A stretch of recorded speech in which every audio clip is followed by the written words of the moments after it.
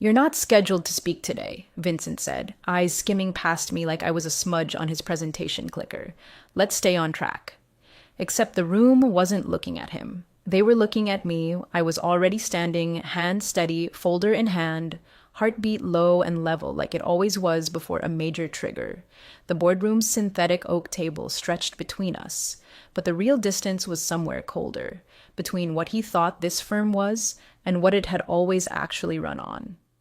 Me. I didn't say a word, just walked toward the back corner, toward the one person who wasn't on the calendar invite. Gregory Stanton, founder, ghost, and the only reason Brighton and Caldwell hadn't melted down in the 17 audit was sitting there in silence. No announcement, no jacket, just a worn-out gray shirt and the kind of presence you don't teach in MBA programs. When I reached him, I placed my ID badge flat on the table in front of him and stepped back. Then he stood up. "Before I go on, a quick favor. If you're listening and haven't subscribed yet, it'd mean the world if you hit that button and liked the video. 97% of listeners never subscribe, and every click helps keep these stories coming." All right, back to the meeting. Gregory didn't clear his throat, didn't posture. He just looked at Vincent and asked one question that hit the room like a hammer through plate glass. "Do you have any idea who you're speaking to?" You could hear the HVAC buzz behind the silence that followed. Vincent blinked. The intern nearest him dropped her pen. Someone's phone buzzed on silent and got murdered under a palm. "I'm sorry, Vincent started, but the words were pre-chewed corporate mush. "We're in the middle of a directional pivot. Our goal here is to identify redundancies and—" "No," Gregory said. "You're in the middle of trying to amputate the core nervous system without checking who built it." He reached down, picked up the badge I'd left, and tapped it against the surface of his tablet. A red screen flashed instantly. No load delay, no buffering. Just one line, pulsing, active. Governance Lineage Master Credential Clause. 18C, revocable by founder only. It was like someone detonated a stink bomb of panic and tried to cover it with lavender air spray.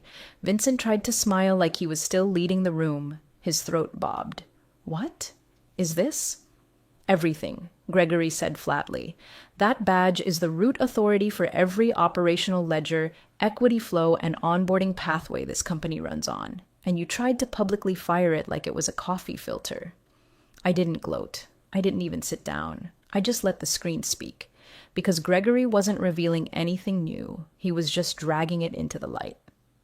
Clause 18C had been inserted into the compliance chain after the 2020 restructuring fallout, when a junior exec tried to funnel equity into a shell firm using fake personnel accounts. I'd caught it, wrote the protocol, and asked Gregory for permanent oversight authority through a legacy credential, something that could only be revoked with his direct approval.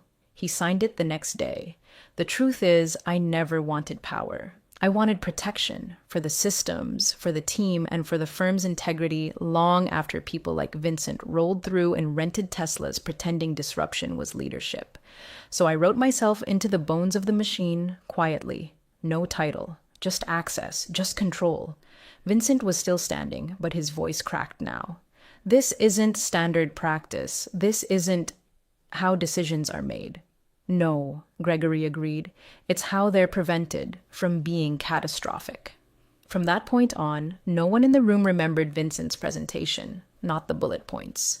Not the stock image of a diverse team high-fiving in an office none of us had. All they remembered was the way his face looked when his reorg plan unraveled mid-air, and the woman he thought was a relic handed the firm back to its founder with one badge and no theatrics. And that was just Thursday morning. Vincent moved like he thought he was being filmed. Every email had a subject line like it belonged on a TED stage: empowering the now, agility over tradition, streamline or stall. He called a standing meeting every morning at 8:15 sharp because 8 is too early, and 8:30 is for the people who still use fax. That got a laugh the first time. The third time, people stopped showing up. I didn't go once, and he never noticed. By week 2, his new hires from San Jose had colonized the mezzanine. There was a 20-something named Rafe who wore Yeezys and called the equity distribution server quirky. They talked about breaking the mold while dragging files into unvalidated folders and hard-coding shortcuts straight into the deployment pipeline. No documentation, no rollback plans, just swagger. They called it modernization. I called it a liability storm waiting for lightning. I flagged the problems, twice. First through the internal reporting tool, where it sat unread for 3 days before being marked not a priority. Then directly to Vincent. I CC'd legal. No response. Just a reply from one of the new analysts that said, "We appreciate your perspective." That's what they called it. My perspective. Never mind the audit trails I'd spent years tightening, the triple redundant approval checks built into every new hire's equity unlock path, or the internal controls that let Brighton and Caldwell survive 2 SEC reviews without a single flagged transaction. Suddenly, all that was just legacy. Another word for the outdated, or, in their minds, me. I walked by the printer one day and overheard an assistant whisper to a junior dev, "Honestly, she's had a good run. This is just the new wave." They thought I was a houseplant, something the previous owners forgot to water. That's fine. Because what they didn't know, what no one in that air-fried startup bubble realized, is that legacy doesn't mean irrelevant. Legacy means you're wired into the structure. Your fingerprints live in the firmware. Your access isn't just a badge. It's a signature embedded in the thing they think they're upgrading. See, when we built out the post-fraud compliance shield back in 2020, I proposed something quietly to Stanton. A silent failsafe. Not a visible kill switch. Something deeper. A root credential that didn't display in the access hierarchy, but without which the system wouldn't validate governance actions. Not user level, not admin, lineage level. Founder bonded, locked under what we later codified as Clause 18C, Governance Redline Protocol. Only I could activate it, and only Gregory could deactivate it. They never asked who held that key, because they never imagined one existed. The truth is that protocol lived inside my badge. Not just the plastic shell they scanned at reception, but the sub-firmware underneath, embedded when we upgraded the ID systems after a minor security breach 5 years back. I programmed it myself. The access logic would remain dormant unless 2 conditions were met. Attempted revocation of my role without compliance oversight, and an admin-level override attempt without lineage signature. They'd triggered one already. The badge didn't blink, but it remembered. I started noticing other things. A contractor in UX Reset 3 onboarding passwords from a shared account. A new equity analyst pushed a batch file into the vesting system with unrestricted admin rights. Twice. One of the consultants bragged in the stairwell that he'd disabled all the dumb legacy speed bumps, so onboarding could be done in 1 click. 1 click. That's how fast they were dismantling 5 years of safeguard layering. They didn't know that same 1 click could trigger something else. Because Clause 18C wasn't just a panic button, it was a systemic anchor. Once invoked, it would send halt commands to compliance-relevant systems, lock administrative pathways pending audit verification, and alert external oversight liaisons that governance validation had failed due to unauthorized overrides. It would look, on the surface, like a simple system-wide permissions error, but inside the logs, buried under the trace lines, it would say exactly what happened. And exactly who caused it. And that little smile Vincent wore every time he walked past me like I was part of the office furniture, it was starting to look real temporary. The worst part wasn't the words. It was how prepared he looked to say them. Vincent was mid-slide, something about agile verticals and digital rejuvenation initiatives, when he clicked to a blank screen, turned to the room, and smiled like he was teeing up a punchline. Then he pivoted toward me. Slowly. Like he wanted to savor it. And finally, he said, some structural clarity. We've identified a few legacy roles that no longer align with our growth strategy. He didn't need to say my name. He just pointed. Your position is outdated. We're going in a younger direction. It was a deliberate public execution. 47 department heads packed into that room. HR, ops, strategy, equity, legal. Some leaned forward with curiosity. Others looked at the table like maybe if they stared hard enough, it would swallow them whole. I didn't blink. I didn't ask for clarification or demand to speak. I just stood up slowly like it was any other day. No dramatics, no speeches. And instead of walking to the door like he clearly expected me to, I turned left, past the projector cart, past the chairs, and walked straight to the back row. That's when the air changed. People noticed him. Finally. Gregory Stanton was sitting there in a threadbare sweater and reading glasses like he'd wandered in off the street. No assistant. No fanfare. Most of the people in that room had never met him. Some didn't even recognize him. But Vincent did. His smile froze before it fell. I stopped beside Gregory and placed my badge gently on the table in front of him, not as a surrender, as a signal. He picked it up without a word, looked down, then stood. "Do you have any idea who you're speaking to?" he asked. Not loud, but not quiet either. It was the kind of voice that doesn't need volume to carry. Vincent opened his mouth, shut it again. "I'm sorry," he tried. "I didn't realize that she was the system." Gregory finished for him. There was a cough near the door. Someone knocked over a coffee cup. No one moved to clean it up. "I've read your reports, Vincent," Gregory said, stepping forward. "All the charts, all the language. I see the appeal. You speak like a man who's read a lot of McKinsey decks and thinks disruption is a synonym for leadership. But let me ask you something." He held up the badge. "Did you even bother to look at what this controls?" Vincent blinked. You assumed wrong." He tapped the badge against his tablet. The screen flashed red. One simple line appeared, bold and final. Active. Governance Lineage Master Credential. Revocation. Founder only per clause. 18C. You could feel the energy in the room invert. All those wide eyes shifted away from Vincent and onto me like I'd just been unmasked as something far bigger than they'd understood. Because I had been. For years. Gregory set the tablet on the table so everyone could see. "This isn't decorative. This is the anchor credential that keeps your equity disbursements legal, your onboarding pipeline audit ready, your compliance systems in check, and your board decisions certifiable. And without her, none of it functions." Vincent's voice cracked. "There must be a process. This is the process." For once, he had nothing to say. I didn't gloat, didn't smirk, just stood still while every single person in that room recalibrated their understanding of where the power in the company actually lived. Not in titles, not in decks, not in the sleek suits or polished speeches, but in code, in contracts, in the invisible hands that held the walls up. They thought I was obsolete. Turns out I was the original operating system, and I hadn't even begun the shutdown sequence yet. The color drained from Vincent's face the moment the red warning blinked on Gregory's screen. Not a glitch, not a pop-up, just one bold, pulsing line that said more than any lawyer ever could. Active. Governance Lineage Master Credential. Revocable by founder only, no override, no reassignment, no workaround. Clause 18C wasn't a policy footnote or a dusty protocol tucked inside some HR binder. It was the spine of the whole machine, and it lived inside that badge, mine, hard-coded with a root certificate that tied structural access to lineage authority, not position. Gregory didn't explain. He didn't need to. He just turned the screen slowly so Vincent could read every word himself.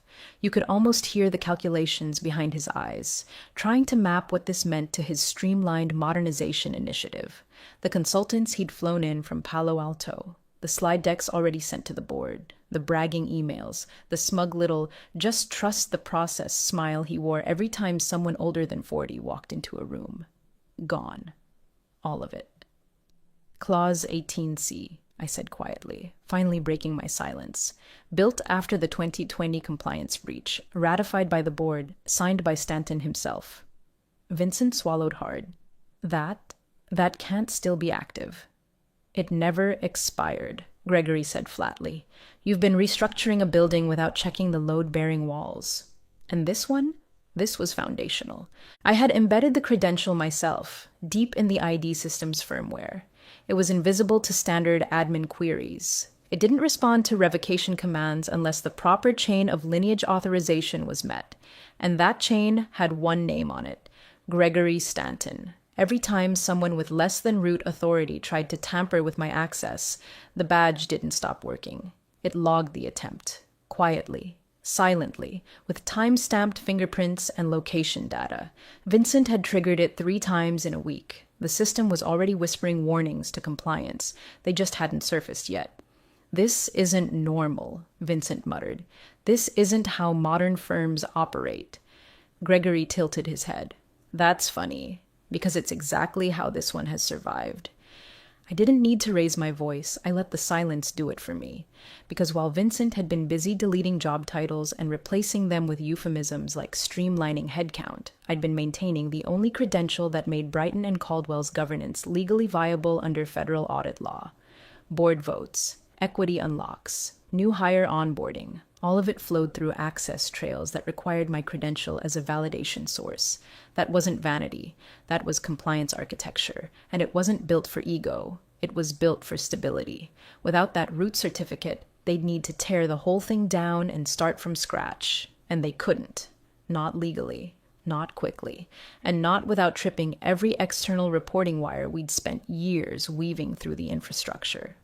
Vincent stood there blinking, like the floor had shifted beneath his feet, and he was trying to pretend it hadn't. "I'm happy to walk you through it," I offered, with a smile that didn't quite reach my eyes. "Assuming you're still in a position to make requests." He didn't answer, because we both knew the truth now. He wasn't, and I always had been. It started with a flicker on the onboarding dashboard. Just a loading wheel, spinning a little longer than usual. Then came the 403 error on the equity disbursement portal. Access denied. Authorization invalid.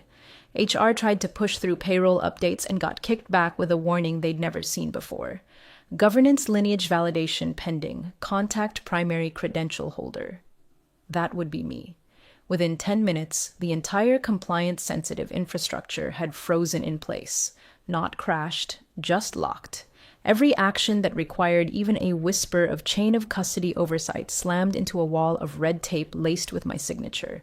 The governance redline protocol had activated, and it did exactly what it was built to do: protect the firm from itself. Gregory stood near the back wall, arms crossed, expression unreadable. He didn't gloat. Didn't interfere. He'd known what this looked like when we wrote it. He'd signed off on the very trigger Vincent had just tripped. The audit team was the first to react. They arrived from the 4th floor with 3 laptops and 1 pale expression between them. They requested full digital lineage logs from the past 30 days. I provided them, fully indexed, chain traced, and already organized by attempted breach count.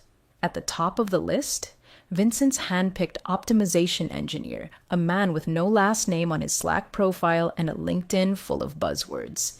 He'd pushed 3 undocumented permissions changes through the core architecture. 2 had bypassed secondary approvals. 1 had manually rerouted credential inheritance logic. That's what had done it. That final override attempt wasn't just reckless. It was the exact scenario Clause 18C had been designed to detect. The system saw it, verified the improper authorization path, and immediately halted all downstream access flows. Not a bug, a defense mechanism. Legal got pulled in next. The firm's general counsel, Danielle Crane, arrived with her heels clicking like gunshots down the hallway. She took one look at the screen showing the lineage error and swore under her breath. "Who the hell gave this guy root access to credential control?" she asked, already dialing her assistant. Vincent tried to step in, muttering about delegated authority and agile command flexibility. Gregory didn't even look at him. Just kept watching the screen like a chess master who saw the mate 4 moves ago. I pulled up the audit trail and pointed. "Here's your answer." He bypassed secure relay authorization and deleted a verification log tied to a named compliance role. Danielle stared. That's a federal reporting violation." 3 of them, I said. "Technically 4 if you count the onboarding bypass he routed through a dev sandbox."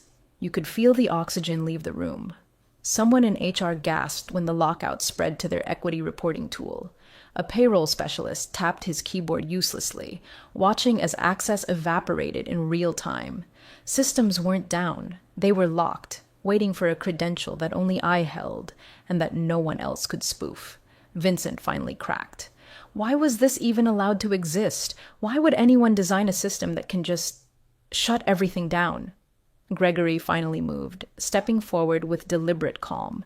Because 3 years ago, someone like you tried to route $2 million in unauthorized early vesting bonuses to shell accounts under a proposed reorg plan. The only reason the SEC didn't eat this place alive was because she caught it before the audit. He nodded toward me. That's when we built this, quietly, precisely, as a failsafe. Vincent looked stunned. But you never told the board. We did, Gregory interrupted. They approved it unanimously. They just didn't know the name attached to the anchor credential. That was by design.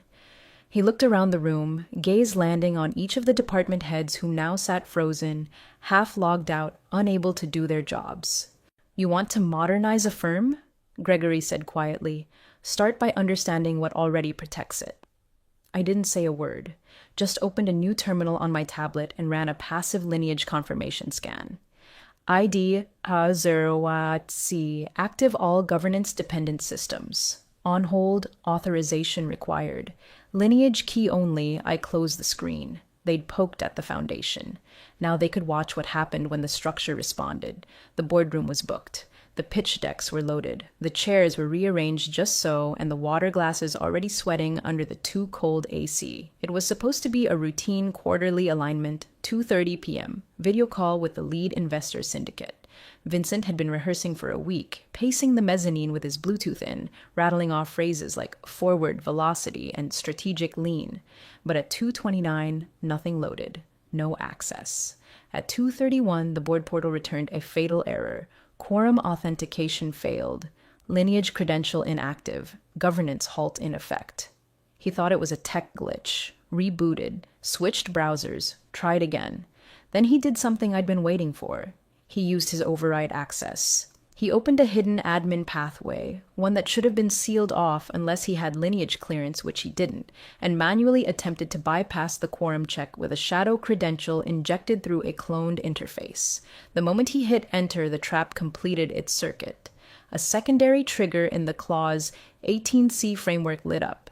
It flagged the manual override attempt, authenticated the breach parameters, and escalated the log package. Not to me, not to IT, but to the firm's external compliance liaison and Gregory Stanton's personal legal counsel. Time-stamped, geolocated, authenticated, immutable. I wasn't watching it live. I didn't need to. The moment Vincent broke the seal, the system knew it had been tampered with. And it responded exactly as it had been taught, by firing off a pre-packaged compliance event notice coded Condition Red, Unauthorized Override, Founder-Signed Credential. The receiving servers were not internal. They belonged to regulatory counsel who were legally obligated to respond. By 2:45, the investor call was officially marked failed due to non-compliance status. By 2:53, the SEC's secondary alert protocol had logged Brighton and Caldwell for audit review. Vincent didn't know that last part yet. He was still shouting at the IT lead, demanding to know why nothing worked and who allowed this insanity to take root. The answer? Me. 3 weeks earlier, after his second performance reshuffle memo and one offhand remark to an assistant about trimming the deadwood, I began preparing a contingency file under my consultancy's banner, Byline Solutions LLC. I documented the growing non-compliance risks, the chain of custody violations by his contractors, the suppression of flagged system alerts, and the lack of approval trails. Then, I quietly submitted a sealed advisory packet to the SEC through their risk disclosure portal. It included technical appendices, procedural screenshots, and a clause-by-clause mapping of potential exposure if Clause 18IC was ever forcibly bypassed. It was signed, certified, filed. I wasn't guessing. I had prepared. By 3R, legal was in full lockdown mode. Danielle Crane and her deputy were locked in a video call with external counsel. The glass doors to the boardroom were closed, but you could see the panic on the faces behind them. Suits gesturing, voices raised, spreadsheets scrolled through like they might magically unbreak themselves. Inside the firewall, systems blinked yellow. Outside the firewall, the people with actual authority were reading a 94-page document labeled Governance Integrity Framework, Legacy Dependency Risk Event, ID 001C. Vincent still believed this was reversible. That someone, maybe Gregory, Maybe me would quietly reset the badge, unlock the screens, and let him walk back into his narrative. But this wasn't a detour. This was a cliff. I'd written the protocol to scale.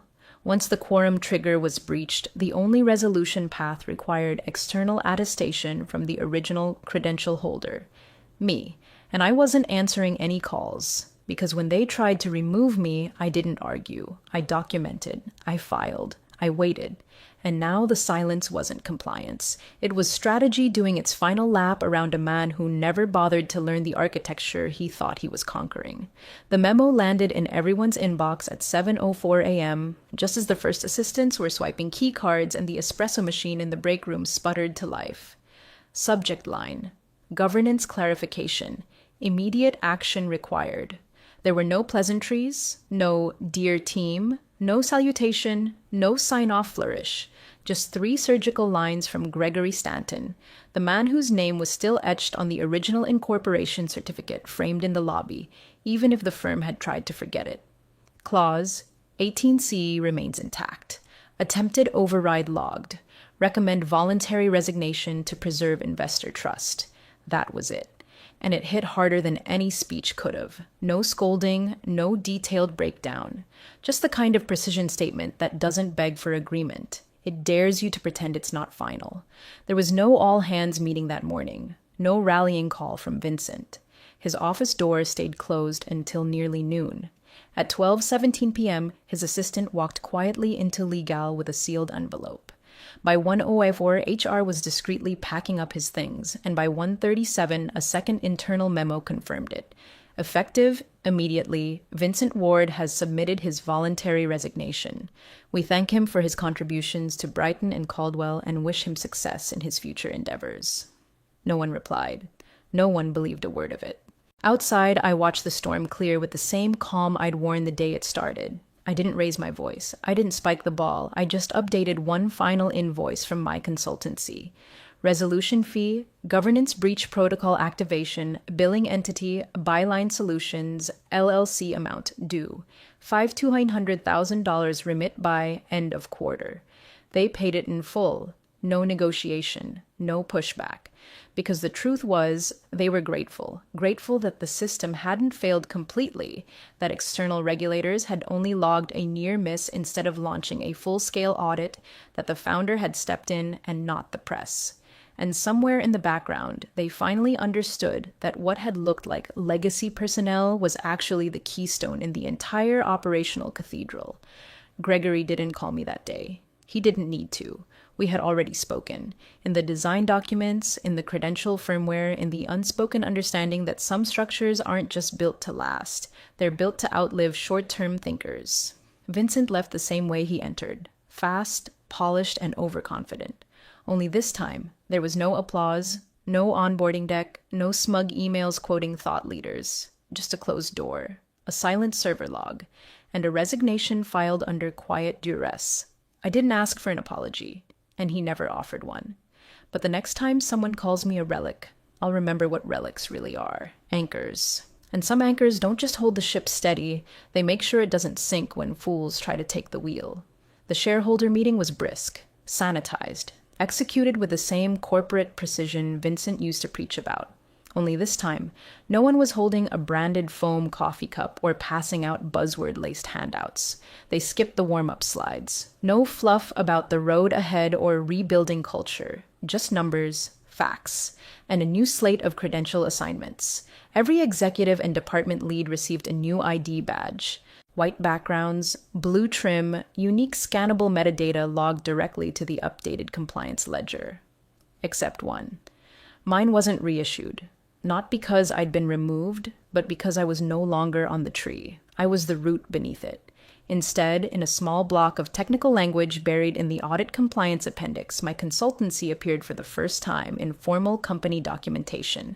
Byline Solutions, LLC, System Anchor, Legacy Credential IDZWR1C, non-revocable. No position, no title, just function, just permanence. Not a name to parade, a designation to respect. Vincent's name, on the other hand, was gone. Deleted from the internal org chart, stripped from the investor portal and marked as former interim executive in a brief footnote of the compliance summary. No photo, no bio, no legacy section. If you searched for him on the external team page, you'd find nothing but cached ghosts and a redirect to the firm's core values. He didn't just lose the job, he lost the imprint. When a reporter from FinTech Daily reached out for comment, asking about the abrupt leadership change and the compliance freeze, the firm's spokesperson offered one pre-written sentence: "We are returning to operational fundamentals." That was the official story. Unofficially, whispers spread about the override attempt, the founder's appearance, the lockouts, and the resignation that came with no ceremony. I never spoke to the press, never issued a statement, never commented on the LinkedIn post that trickled out with titles like "New Leadership Brings Fresh Energy to Brighton and Caldwell." I didn't need to. The architecture spoke louder than words. A week later, I received a FedEx envelope. No sender listed. Inside, a single silver key card and a handwritten note from Gregory. "Keep this, not for entry, for remembrance. Some systems are safer when no one knows who holds the key." I locked the card in a fireproof box in my home office, next to the original design schematics from 2020. And then I went back to work, quietly, cleanly, from the outside. My retainer doubled. My access remained. No meetings, no Monday briefings, no org chart badge. But every system that mattered still passed through the same invisible checkpoint. The lineage anchor they couldn't see but now understood was essential. Let them run the company. I'd already secured its spine, and the next time someone asks me what I do, I'll smile and say, "I used to work there." What I won't say is I never really left. It always comes in the same way. No sound, no alert. Just a subtle log entry buried beneath thousands of automated confirmations and system checks. Ping received. ID WARD1C, lineage credential, active. Response required, none. Timestamp, 02R1 UTC. It happens quarterly, precisely 3 seconds after the internal governance tools finish their audit cycle. I watch it appear in the inbox at Byline Systems. My consultancy's private endpoint logs it, stores it, archives it. I never reply, because the ping isn't a question. It's a heartbeat, a signal to confirm the anchor is still there. They know I haven't revoked it. They know I haven't signed the offboarding protocol. They know I could. That's why no one ever asks. That badge, the one that was never reissued, is still the silent lock on the core, and every time that packet hits my system, it reminds them. Nothing moves without lineage, and I am the lineage. Vincent's replacement has yet to call me. Smart of her. She's seen the logs. She understands now what Vincent never did. Some infrastructure isn't written in code. It's written in trust, forged in crisis, and bound by foresight the quarterly reports can't measure. At Brighton and Caldwell, new titles are announced, consultants come and go, strategies pivot. But underneath it all, one immutable truth holds the whole operation steady. ID RRR1C is still active. It doesn't make headlines. It doesn't get thanked. It doesn't need to. It simply exists. Quiet, stable, permanent. Sometimes I sit back in my office, drink in hand, and scroll past the ping without opening it. Just a glance is enough. The knowing is enough. Gregory once told me, years ago when we first sketched Clause 18C on a napkin during a late-night session after that near-miss internal fraud incident. Some people guard the gates, others built the locks. I remember he looked at me then, not as an employee, not even as a partner, but as the one person who saw the system for what it was and for what it needed to survive people like Vincent. "I trusted you to do both," he said. I was quiet then. I'm still quiet now, but the system remembers, and every ping is proof, not that I'm watching, that I never stopped.